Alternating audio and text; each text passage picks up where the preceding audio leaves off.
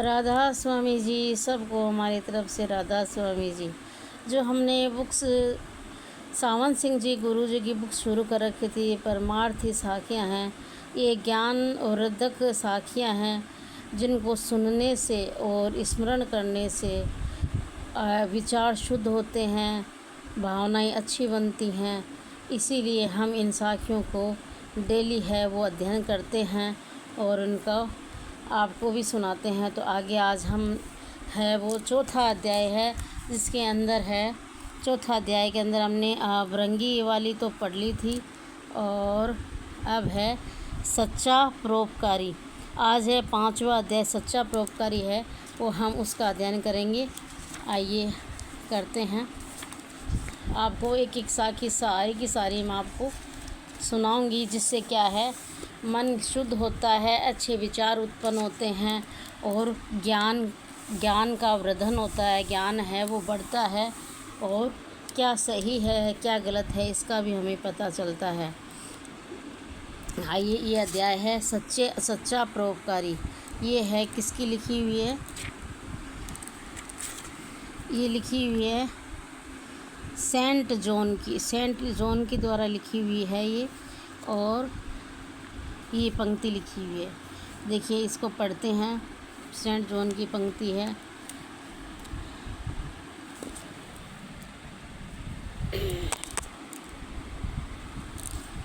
ये है,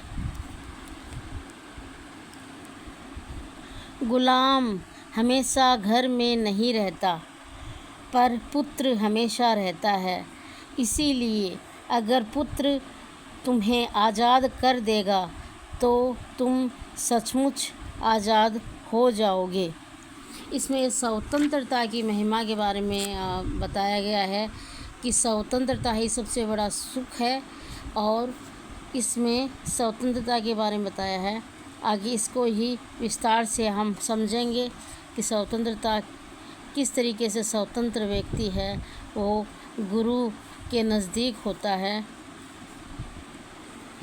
देखिए, एक छोटी सी कथा के द्वारा है हमको स्वतंत्रता की महिमा बताइए। इसमें जेल खाने में कैदियों की बुरी हालत देखकर जेल खाने में कैदियों की बुरी हालत देखकर एक परोपकारी आता है और यह सोचकर कि इनको ठंडा पानी नहीं मिलता, 10-20 बोरियां चीनी की लाकर और कुछ बर्फ़ मिलाकर ठंडा शरबत पिलाकर उनको खुश कर जाता है। एक अन्य परोपकारी आता है और यह देखकर कि उनको अच्छे गेहूं की रोटी नहीं मिलती है, बाज़ार बनी अच्छी रोटी नहीं मिलती है, बाजरा खाते हैं, कई मन मिठाई मंगवाकर खिला देता है।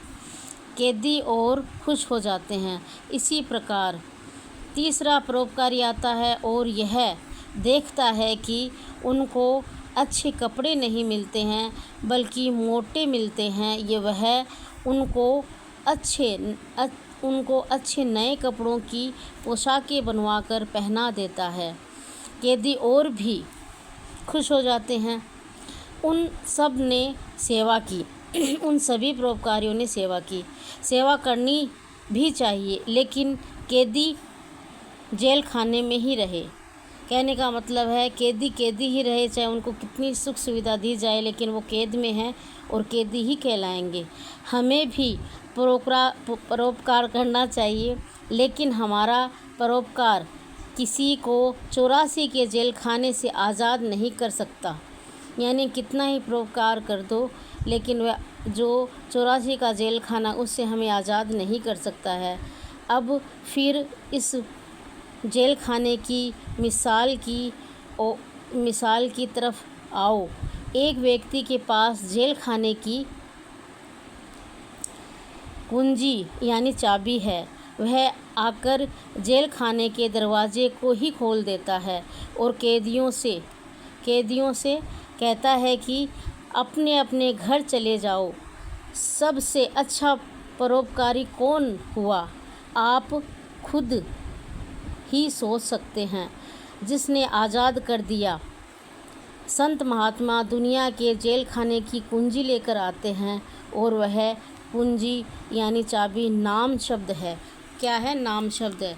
इसमें 4 परोपकारी की दिखाए गए हैं कि सब ने अलग अलग तरीके से परोपकार किया है, लेकिन सर्वश्रेष्ठ परोपकार किसे माना जाएगा? जिसने है जेल खाने की चाबी से है वो कैदियों को छुड़वा दिया और हमेशा के लिए उनको अपने निज घर अपने घर भिजवा दिया। सबसे अच्छा परोपकारी वही है। बाकी इन्होंने परोपकार तो किया, लेकिन उन्होंने कैदी के कैदी रहे, उनकी सुख सुविधा तो बढ़ा दी, लेकिन उनकी कैदी से उन्हें मुक्त नहीं करा पाए। तो संत महात्माएं जो दुनिया के अंदर आते हैं और ऐसी शब्द रूपी चाबी लेके आते हैं, जिस शब्द रूपी चाबी से वो है हम लोगों के है 84 लाख का जो ये जीवन चक्र है, जिसमें हम कैदी बने बैठे हैं, उन सभी का कैद से मुक्त कराने के लिए शब्द रूपी चाबी से ताला खोलते हैं और हमें शब्द का ज्ञान देते हैं, जिसे हम स्मरण करके, ध्यान करके और उसका भजन करके हम इस जेल खाने से मुक्त हो सकते हैं। और इन संत और ये जो महात्माएं हैं वो हम लोगों को इस जेल खाने से कैद होने से बचाने के लिए आते हैं। इसलिए हमें इनकी शरण में जाना चाहिए। ये जो संसारिक सुख सुविधाएं हैं, ये उसी परोपकारी की सुख सुविधाएं हैं। जो सुख सुविधाएं तो मिल जाएंगी, लेकिन इस जगत रूपी संसार रूपी जो कैदी बैठे हैं बन के, उससे हम मुक्त नहीं हो सकते। उससे मुक्त सिर्फ हमें हमारे गुरुजन, जिनसे हम नाम शब्द लेते हैं, वही करवा सकते हैं, अन्यथा और कोई नहीं करवा सकता। इसलिए हमें गुरु की शरण में जाना चाहिए और उनका नाम लेकर, उनके कहे अनुसार चलकर इस जेल खाने से, इस दुनिया रूपी जेल खाने से मुक्त होने की कोशिश करनी चाहिए। यहाँ सुख सुविधाएं तो सारी दिखाई देती है, लेकिन कैदी बने बैठे हैं ये चीज़ हम लोगों को दिखाई नहीं देती है। इसी कैद से छुड़वाने के लिए संत महात्माएं इस धरती पर अवतार लेते हैं और हम लोगों को है इस कैद से मुक्त कराने की कोशिश करते हैं।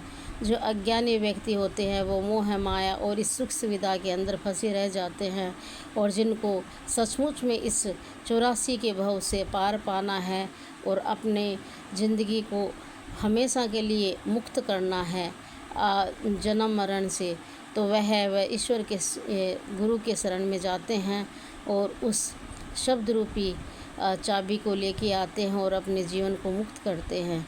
ओम जय हो राधा स्वामी जी की, जय हो गुरु जी की।